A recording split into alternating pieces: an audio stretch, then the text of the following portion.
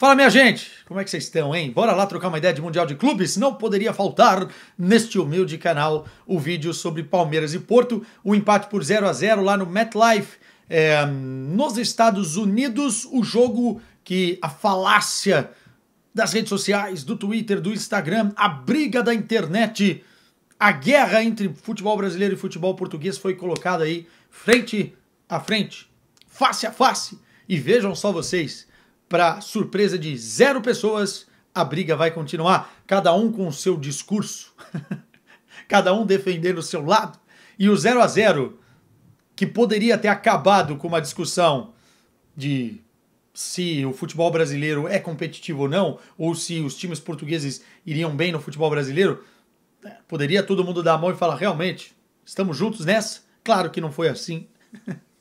E claro que há uma conversa para cada lado. E eu vou falar um pouquinho sobre isso aqui. Só adiantando uma curiosidade, ontem eu não fiz o vídeo pós-jogo, porque eu fui assistir a partida num bar esportivo famoso no centro do Porto, até para tomar uma cervejinha e sentir ali a temperatura, para ver se tinham muitos esportistas. Eu estava até em dúvida em relação a isso, porque o jogo é às 11 da noite, de um domingo para segunda, muita gente trabalha na segunda-feira, mas o bar estava lotadíssimo, não só de brasileiros, como já é costume, né? Porque a comunidade brasileira aqui é muito grande.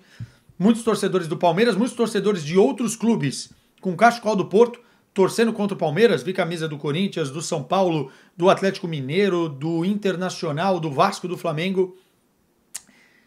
E também muitos torcedores do Porto, tá? Me surpreendeu, assim. Não porque os caras não dão importância ao campeonato. Eu acho que os brasileiros até dão mais importância ao Mundial de Clubes do que os portugueses. Mas, olhando para a Europa, os portugueses valorizam bastante essa competição. Não é à toa que o Porto é bicampeão mundial e se comemorou muito em 2004, quando venceu o Once Caldas. Mas tinham muitos portistas por lá. Inclusive na minha mesa, curiosamente e por acaso, estavam algumas meninas do futebol feminino do Porto, que subiu de divisão agora, recente, né? Criado pelo Vilas Boas. Foi engraçado ver como elas torceram de forma fervorosa para os Dragões, mas o jogo terminou 0-0. Antes de analisar a partida em si, já adianto, o Palmeiras foi melhor do que o Porto. Não foi um jogo com uma disparidade gigantesca, como alguns estão tentando pintar, porque eu já li muita coisa nas redes sociais que às vezes a gente não deveria nem ler, mas dizendo que foi um amasso, o Palmeiras amassou o Porto.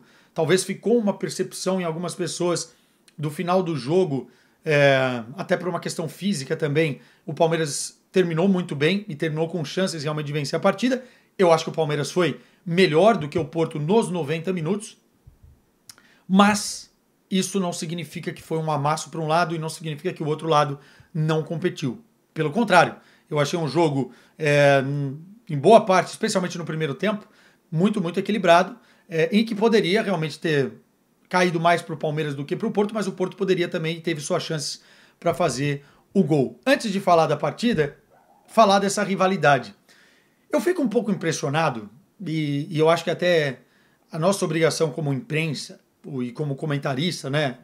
Enfim, é de tirar um pouco dessa infantilidade que se cria da rixa do torcedor nas redes sociais para trazer as pessoas para a realidade. Eu fico um pouco impressionado como as pessoas, tanto os portugueses com relação ao futebol brasileiro, isso tem diminuído porque o futebol brasileiro tem sido transmitido aqui pelo Canal 11, né, o Campeonato Brasileiro, o Campeonato Paulista, por exemplo. Mas eu fico impressionado como as pessoas desdenham de um lado e do outro lado os brasileiros desdenham do futebol português sem ao menos assistir o futebol português. Eu acho que se consome, inclusive, mais Campeonato Brasileiro aqui do que se consome Campeonato Português no Brasil. A não ser os grandes jogos, né? Um Porto Benfica, enfim, um Sporting Benfica, um Derby de Lisboa e tal. Mas eu fico impressionado como as pessoas elas não veem jogos e elas não entendem contextos. Quando começou essa palhaçada, para não falar outra coisa, de análise, será que os times portugueses brigariam no Brasil? Será que os brasileiros brigariam em Portugal? Eu disse e continuo mantendo a mesma opinião. Os melhores times no Brasil brigariam aqui em Portugal com os melhores times de Portugal. Até porque a disparidade entre os melhores times de Portugal e os times médios em Portugal, ela é muito distante. Ela é muito grande. Tanto a nível de faturamento, investimento e qualidade do jogo depois refletida em campo, né? Estrutura. Tanto que, se a gente for pegar na história do futebol português, os campeões, o Belenenses uma vez, o Boa Vista e o resto é Porto, Sporting e Benfica. Não necessariamente nessa ordem, pelo contrário. Mas enfim, é um futebol que dentro do próprio campeonato ele é muito díspare, né? Ele tem aí um gap muito grande. E isso diz muita coisa. Diz que os melhores times de Portugal competiriam no Brasil. E no Brasil, as melhores equipes também competiriam aqui. Depois quem vai ser campeão é outra história. Mas vamos dizer, o Flamengo de 2019 não brigaria no Campeonato Português? O Benfica, tetracampeão na última década aí, do Jonas, enfim, não brigaria para ser campeão no futebol brasileiro? O Porto do Sérgio Conceição não seria competitivo no futebol brasileiro? O Sporting do Guióqueres não brigaria com o Flamengo e o Palmeiras? E aí, olhando para o outro lado, né, o Palmeiras do Abel, em alguns anos, não brigaria para ser campeão português? Com a intensidade que tem, com o pragmatismo que tem, com o que mostrou, inclusive, nessa estreia do Mundial.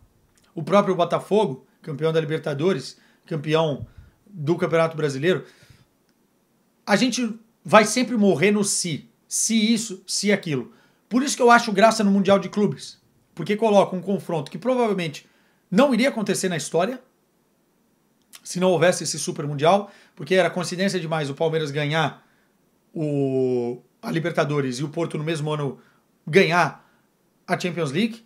Para o português ainda muito mais difícil do que para qualquer brasileiro ganhar a Libertadores, né? A Libertadores hoje é dominada pelos clubes brasileiros, mas Portugal não vence desde 2004 com o próprio Porto.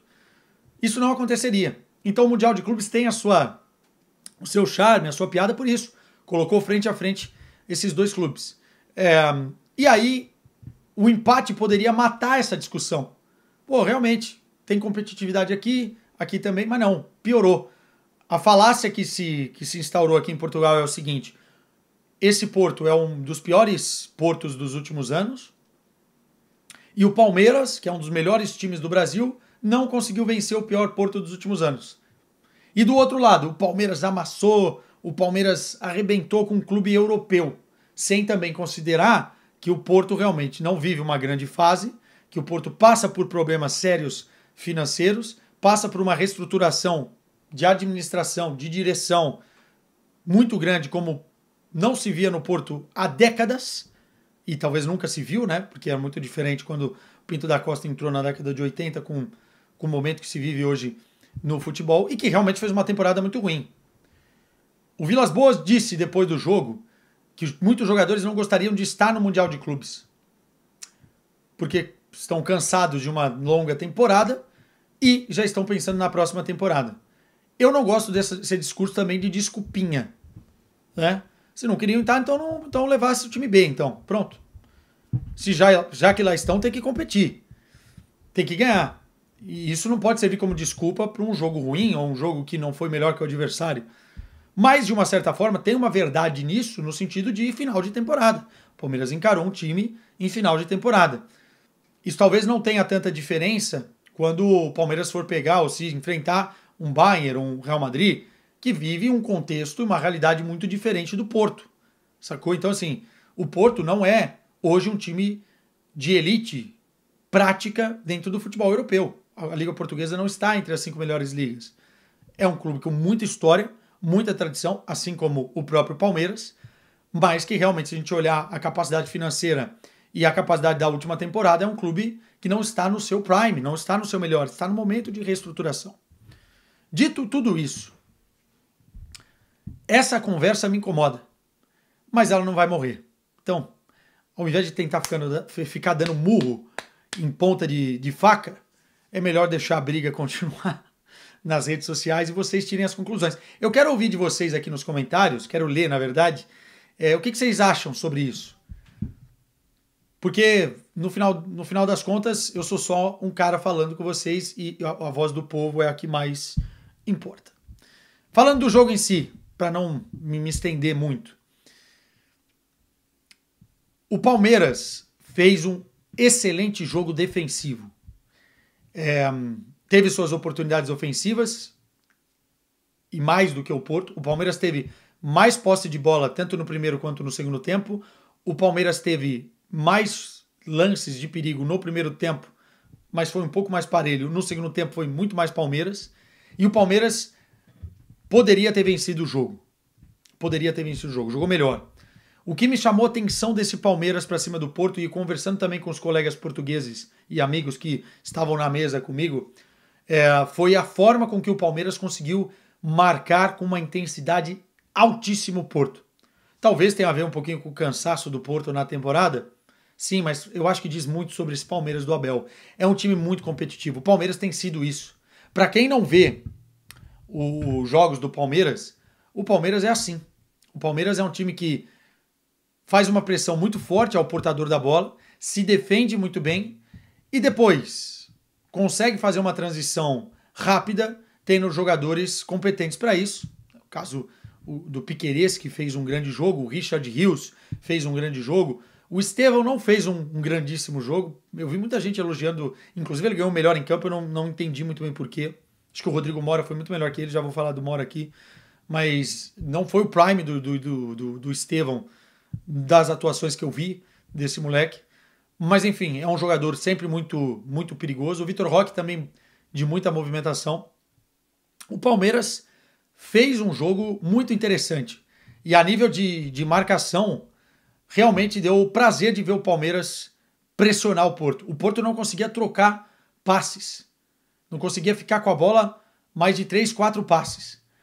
É também uma característica desse time do Anselmi, em que eu sou um pouco mais crítico, errar muito no primeiro processo de construção. E é um time que se torna previsível dentro daquilo que quer fazer. E deu alguns presentes para o Palmeiras, especialmente no primeiro tempo, aquele lance que o Estevão depois acaba chutando para fora. Poderia ter dado gol para o Palmeiras e o Porto deu alguns presentes. E a verdade é que o Palmeiras, de um trabalho do Abel Ferreira, é um time mais competitivo do que esse Porto. Marcou muito melhor do que o Porto.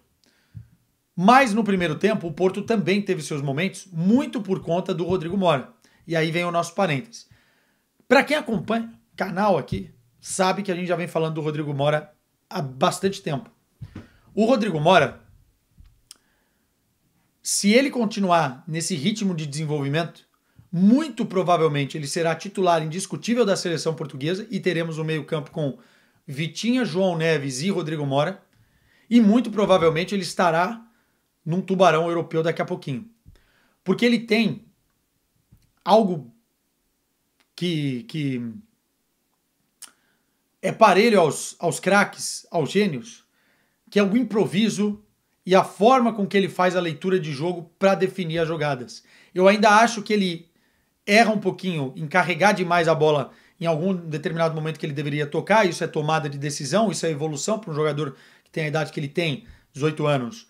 É uma coisa a se evoluir. Mas a forma com que ele dribla, a forma com que ele lê os espaços, a forma com que ele consegue ser agressivo é realmente uma pérola e que o público brasileiro ficou a conhecer, né? Não sei se os amigos portugueses que me acompanham aqui frequentam fóruns e... Fórum é coisa de velho, né? Mas frequentam as redes sociais dos brasileiros, mas muita gente elogiando e não conhecia o Rodrigo Mora. Esse Mundial pode ser uma montra, uma vitrine importante também para o Rodrigo Mora e para o próprio Porto, que no final das contas quer manter o Rodrigo Mora muito por conta da qualidade que tem, mas se vier uma proposta absurda para um jogador que acabou de renovar e ter uma grande multa, também financeiramente pode ser um bom negócio. O Rodrigo Mora fez um belíssimo jogo e no primeiro tempo o Porto levou perigo várias vezes porque ele caindo ali pela esquerda incomodou demais. Mas de resto o Porto teve algumas peças importantes. O Varela, para mim, fez um bom jogo na questão da marcação, voltando muito, né? Correndo e se esforçando, porque o Palmeiras também demandou isso da equipe portista. O Gabri Veiga não fez uma grande estreia, mas também não dá para se esperar muito. O primeiro jogo do cara com a camisa do Porto. Custou o que custou, vai ser cobrado pelo que custou, na casa aí dos 15 milhões de euros, mas ainda é cedo para falar, pô, esse cara é bom, esse cara é ruim, esse cara vai dar certo ou não. Ainda temos que ver. Mas o Porto realmente, no segundo tempo, caiu fisicamente e o Palmeiras manteve o ritmo. O Everton fez boas defesas, teve a chance do Rodrigo Mora e o Palmeiras teve as principais chances do jogo. E aí um parêntese para o Cláudio Ramos. O Cláudio Ramos dá ao Porto hoje a segurança de poder negociar o Diogo Costa.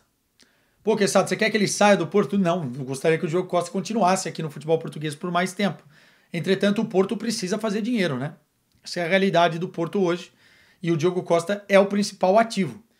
Não sei se é por 60, se é por 70, se é por 80, mas é um valor nessa casa, nesses moldes, já é muito importante. E você ter o Cláudio Ramos atuando nesse nível, e ele já tinha ido bem nos jogos da Taça na temporada passada, quem assiste o futebol português não se surpreendeu com o Cláudio Ramos, eu acho que dá uma garantia sim. Gostei muito da atuação, foi muito bem e conseguiu parar bons lances dessa equipe do Palmeiras. No final das contas, a minha avaliação é que o Palmeiras poderia ter vencido o jogo, mas não venceu. E isso é importante também para o Porto.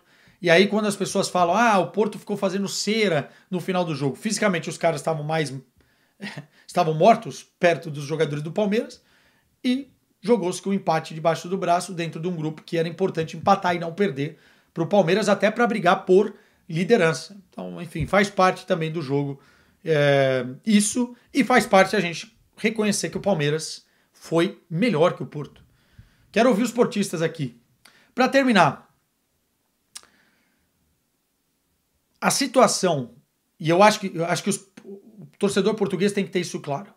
Por que o Palmeiras é tão competitivo hoje? Porque o Palmeiras é um time extremamente equilibrado já há alguns anos, dentro e fora de campo, e especialmente fora de campo. O Palmeiras mantém um trabalho de um treinador de longevidade, é o bicampeão da Libertadores recente, é um time que financeiramente tem uma estabilidade que os seus rivais dentro de São Paulo não têm. O Palmeiras está muito bem. Corinthians, São Paulo e Santos financeiramente muito mal. E é um case de sucesso dentro do futebol brasileiro. Hoje o Palmeiras tem mais poder aquisitivo, e eu estou falando de euros, mesmo da diferença para real, do que o Porto. Tanto no que arrecada, quanto naquilo que pode gastar. Porque isso é importante também, né? Porque o Porto tem que pagar a dívida. O Palmeiras não precisa pagar tanta dívida. Não tem esse problema de caixa, de fluxo. O Palmeiras contratou o Vitor Roque por 25 milhões de euros. E eu te pergunto, torcedor portista, o Porto tem condição de pagar 25 milhões de euros hoje por algum jogador? Pode até ter, mas se aperta e não faz. Tanto que o Gabriel Veiga por 15 milhões de euros já é um valor alto para a realidade do Porto. O Porto contratou o Paulinho por 18 milhões, o Facundo por 11, alguns jogadores na casa ali dos 10. Então não tem mistério no futebol. Não tem essa conversa de que o Palmeiras, por jogar no futebol brasileiro, que tem todo o seu contexto de país, complexidades, relvado, viagens, temperatura, calendário, diferentes do futebol português.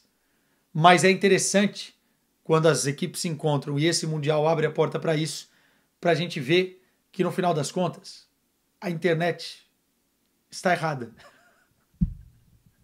Mas cada um vai puxar a sardinha para o seu lado. Beijo para vocês, continuaremos aqui na nossa saga do Mundial. Tchau!